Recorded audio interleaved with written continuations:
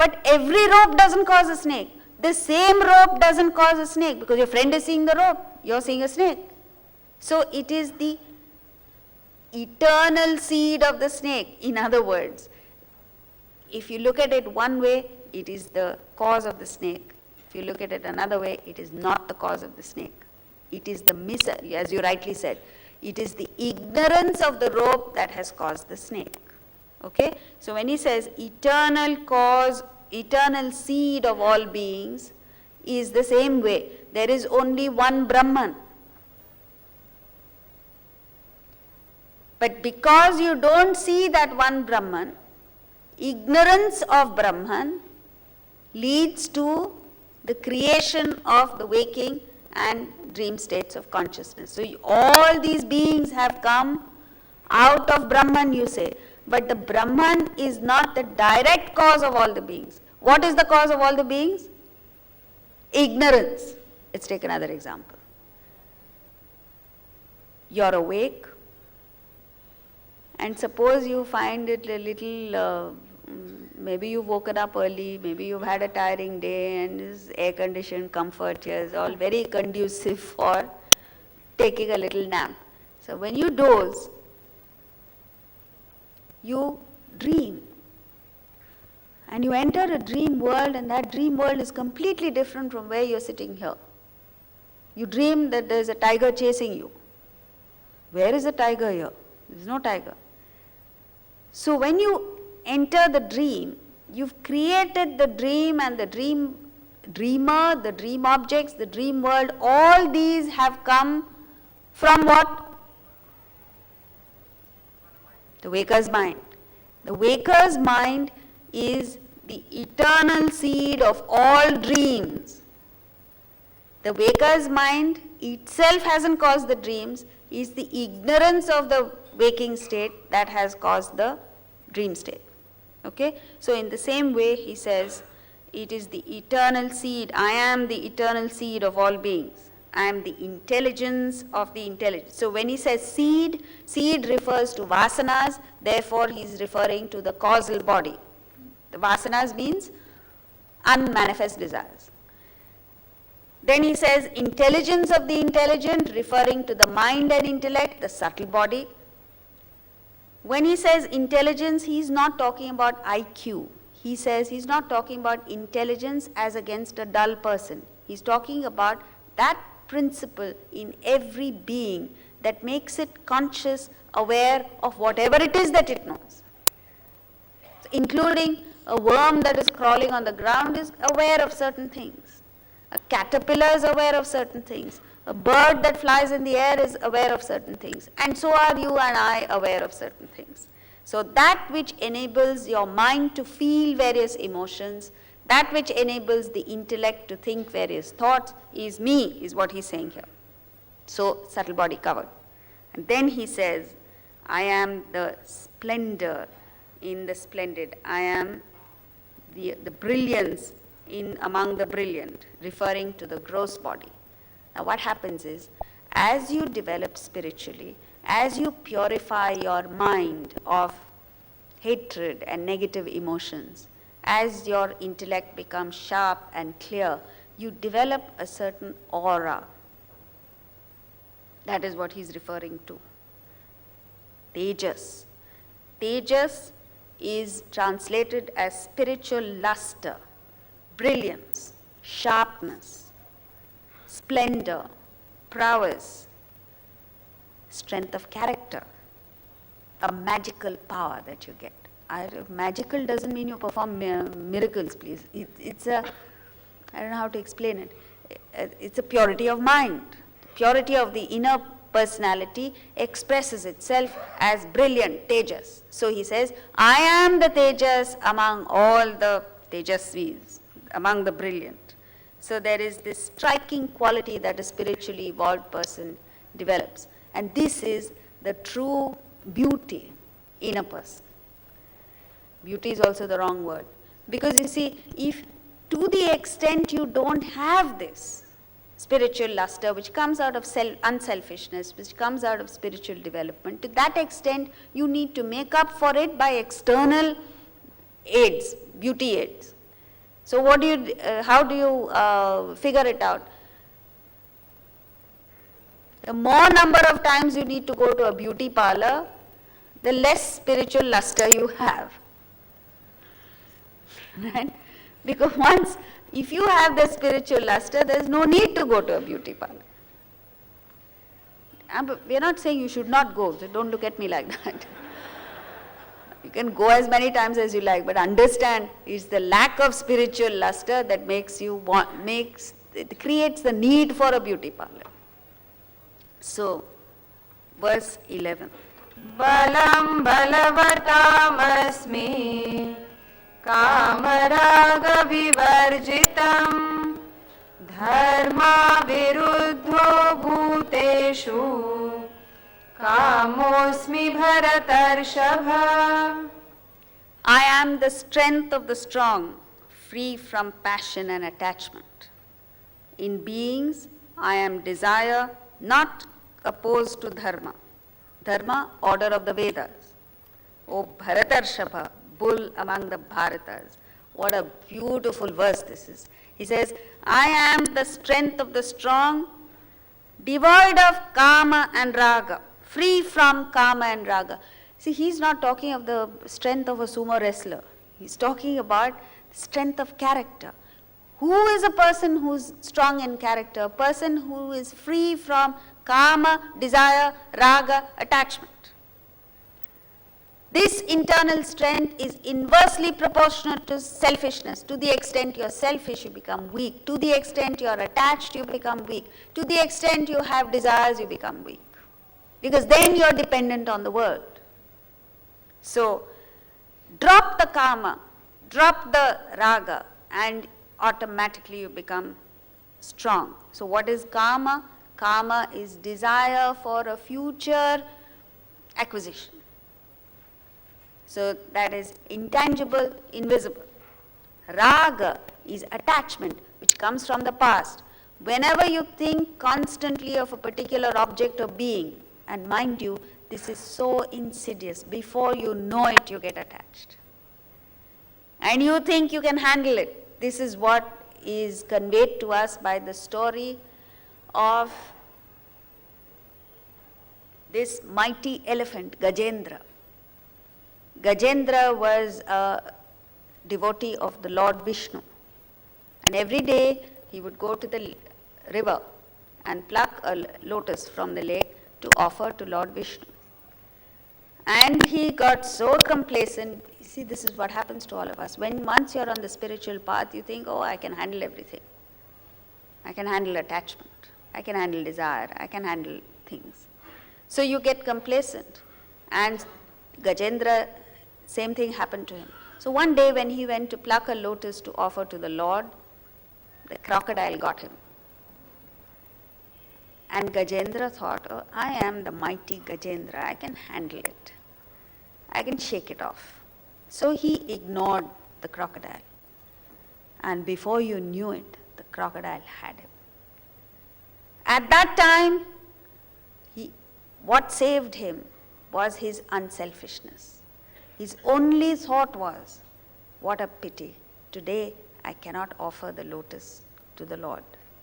He didn't think of, oh, what will happen to me, I'm dying, I'm suffering. No, not a thought of himself.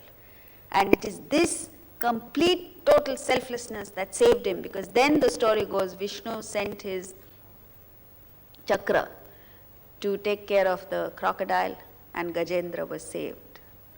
Now Gajendra at least had some spiritual wealth to fall back on. You and I, without having that spiritual wealth, have the audacity to feel that, oh, I can take care of the world.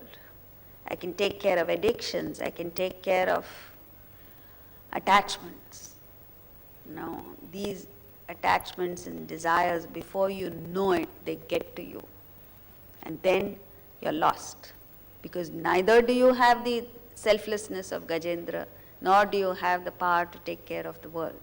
So therefore, be careful, is what he's saying here.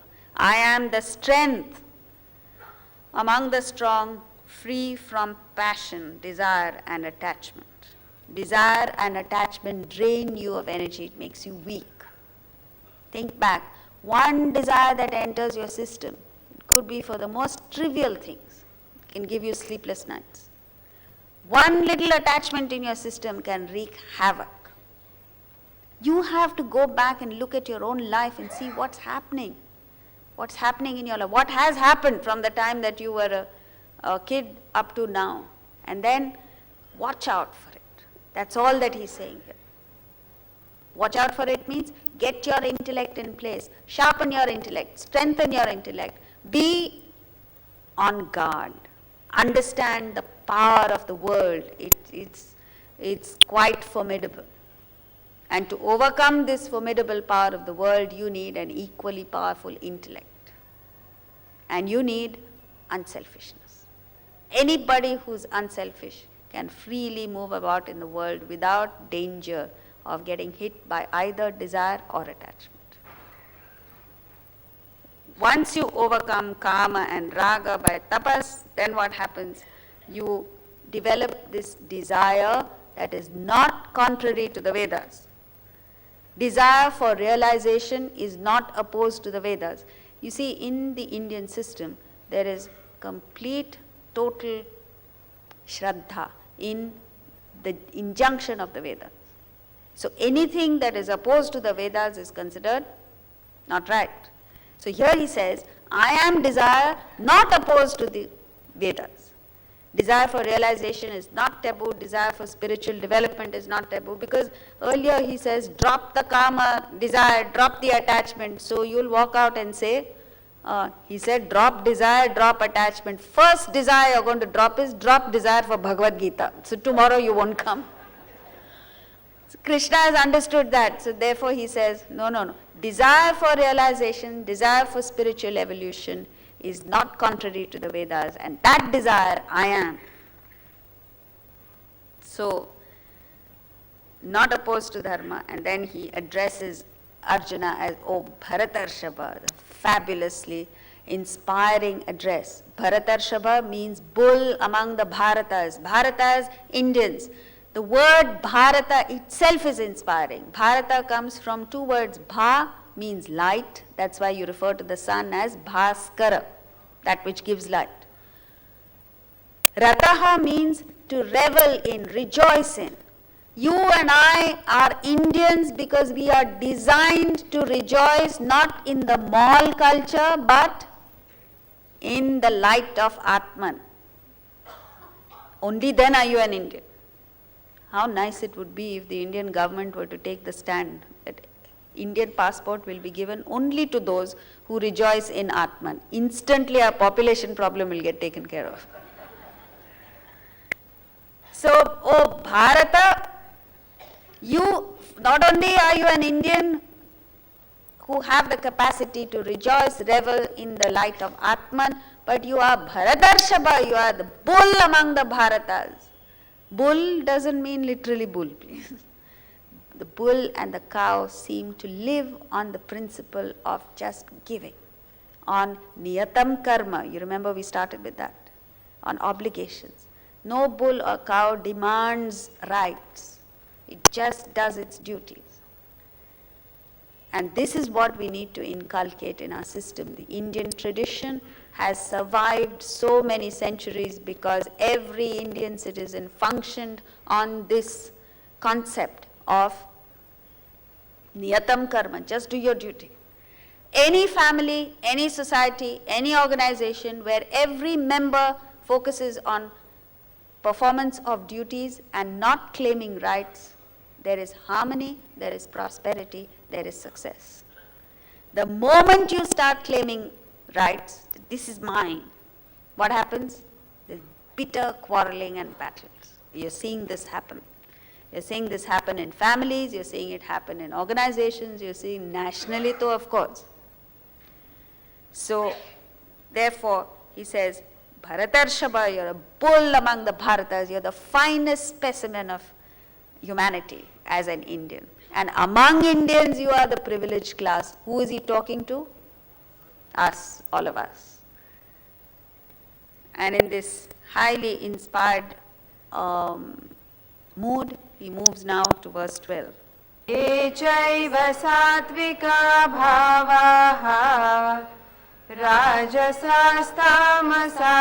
ये मत्त एवेति तान् विद्धि न त्वहं तेषु ते मयि.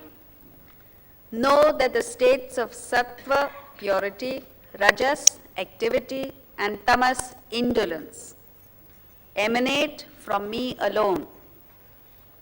I am not in them, but they are in me. In this verse, he speaks of the three states of sattva, rajas, and tamas. Tamas is the state of avarana. Avarana means shrouding, ignorance.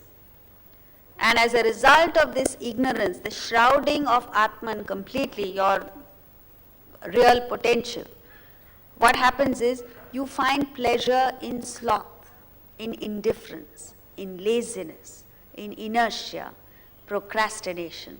This is the lowest quality of a human being, tamas. This is total ignorance. Then comes the second stage, which is rajas, partial ignorance. When you've overcome the avarana, the shrouding, partially, there's partial knowledge. Partial knowledge leads to agitations. Vikshepa is agitations. So in the state of avarana, the desires are completely, totally shrouded in the unmanifest state. And you are in a vegetable kind of existence. In rajas, vikshepa, the desires are manifest, and therefore you are in a state of mental agitation. This is an animalistic state. Both these, the tamasic person and the rajasic person, are in ignorance, and both chase the world. The rajasic person actively chases the world. The tamasic person waits for the world to come to him to enjoy.